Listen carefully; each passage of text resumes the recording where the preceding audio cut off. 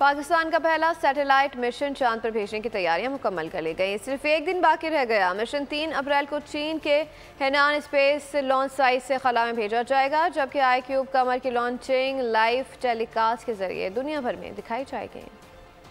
पाकिस्तान का तारीखी मिशन चांद पर रवानगी के लिए तैयार। खलाई तहकीक के मैदान में पाकिस्तान ने अहम संग मील तय कर लिया। पाकिस्तान चीन के कमरी मिशन चांग E6 का हिस्सा बन गया। पाकिस्तान का सैटेलाइट मिशन चांद के मदार के चक्कर काटेगा। मिशन की तस्वीर तहकीकी मकासद में काम आएंगी। इंस्टीट्यूट ऑफ स्पेस टेक्नोलॉजी ने चीन की शंघाई यूनिवर्सिटी में पाकिस्तान की कौमी खलाई एजेंसी स्पार्को के ताउन से डिजाइन तैयार किया है। मसनूई सैयारे में 2 ताकतवर कैमरे भी नस्ब किए गए हैं। इंस्टीट्यूट ऑफ स्पेस टेक्नोलॉजी की कोर कमेटी के रुकन डॉक्टर खुर्रम खुर्शीद के मुताबिक पाकिस्तान का पहला चांद मिशन 3 मई को 12:50 पर रवाना होगा।